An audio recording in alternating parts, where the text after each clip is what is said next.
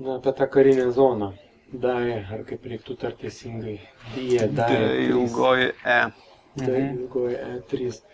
Klausimas buvo, ką ten įdomus pamatėte, ką ten radote, ta prasme, turbūt įspūdis. Jo, tenais yra vienas įdomiausių tokių patyrimų iš tikrųjų tokią bazę aplankyti, nes tu eini ledynų, kur nieko nėra, iš viso nieko, ir paskui po didelės pūgos mes horizonte pamatėme nedidelį taškiuką, tai būtent ta bazė. Na, mes specialiai ėjome link jos ir mūsų buvo planuose ją aplankyti. Ir jinai yra apleista 89 ir 90 metais. Tai buvo amerikiečių karinė bazė, kuri buvo ankstyvojo perspėjimo radarų sistemos dalis. Esmė buvo ta, kad jeigu skris rusų bombonešiai, kad galėtų jie greitai juos užfiksuoti ir perspėti Ameriką. Toje bazėje dirbdavo Amerikos kariškiai bei danų personalas. Toje bazėje taip pat buvo daromi ir gręžiniai ledyno. Kažkiek tai buvo padaryta ir gręžinių, taip kad tai nebuvo vien tik tai karinės stotis, tai buvo kažkiek ir mokslinė.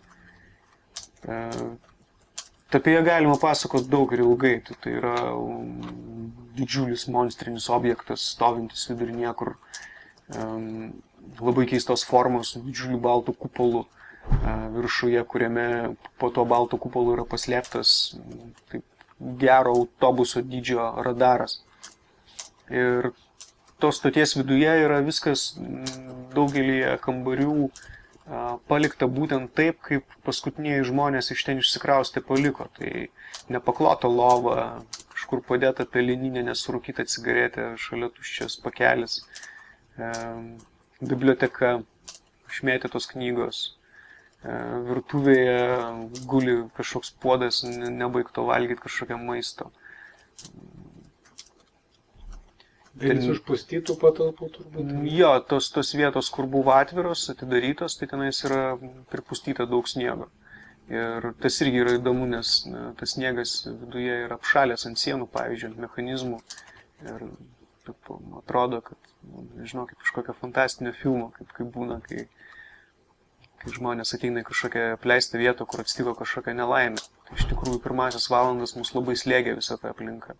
Bet po to kažkaip tai įsijautėm ir viskas labai įdomu buvo ir netgi pasilikom tenais nakvoti.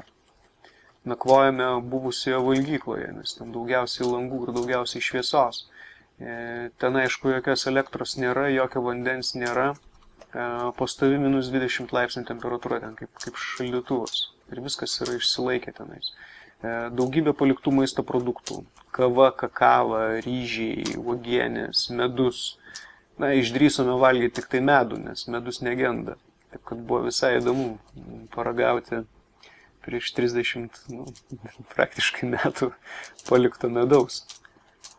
Taip pat vakare radom aliejaus užšalusio. Tai iš to aliejaus vakare pasidarėme žvakes ir ėjom pasivaikščioti po tą bazę, pasigaminę žvakes, reiškia pasišviesdami. Tai nuėjome į buvusį barą, kur ten žmonės anksčiau sėdėdavo, žaisdavo šachmatais ar šaškėmis, gerdavo alų. Ten iki šiol yra daugybė alaus butelių, ta prasme dėžių, ir jie yra net kimšti. Bet kadangi jie bazę apleidus užšalo, tai daugelis jų sudužo, tiesiog susproginėjo. Kita dalis liko nepažeisti, bandėm atsišildyti, pasižiūrėti, gal čia galima ir to alaus pargauti, bet dėja po tiek metų viduje tik tai vanduo, jokio alaus skonio. Taip pat Coca-Colos, galybė skardinių, bet visos iššaudžiusios nuo to, kad sušalo viduje. Biliardo stalas, irgi pakankamai įdomus dalykas tokioje vietoje.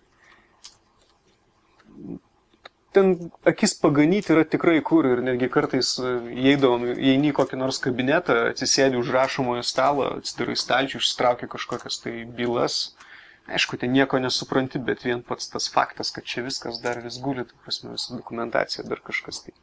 Daugybė perspėjimų ženklų, kad ten neiti atsargiai, ten dar kažkas tai.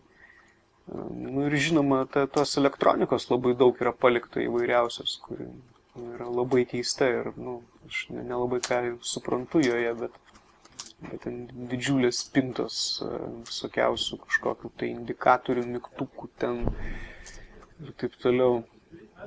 Nu, ten galima, mes praleidome tik tai vieną naktį ir didžiąją laiko dalį, reiškia vakare mes būtent sugaišome tyrinėdami tą stotį. Bet aš manau, kad ten galima ir 2 ir 3 dienas ten vaikščioti, ieškoti, tyrinėti, landžioti ir ten tikrai bus ką veikti, nes ten yra 5 aukštai, iš tikrųjų, kuriuose galima kažką pamatyti. Jeigu plotį įvertinti, jos plotą, atsiprašau, įvertinti, tai kaip Akropolis ar kaip stadionas? Ne, jinai yra gana kompaktiška, iš tikrųjų, jinai, nežinau, taip metrais. Net bijau sakyt, gal kokie 40 kvadratinių metrų, gal 50, kažkas tai tokio. Kaip butas, bet... Oi, meluoju, ta prasme, 40-51 kraštinė, tai, ta prasme, daug. Bet už tai 5 aukštai. Nu, jinai didžiulė, joje galėjo gyventi, aš taip įsivaizduoju, apie 40-50 žmonių. Ir ten su dušais, su skalbimo patalpomis, ta prasme, skalbimo mašinų patalpomis, su kino teatrų buvusių įrangos nebelikė, bet matėsi, kad ten ko gero filmų žiūrėdavo žmonės. Ta prasme, buvo pilnai įrengta gyvenimui ir pasilinksminimui.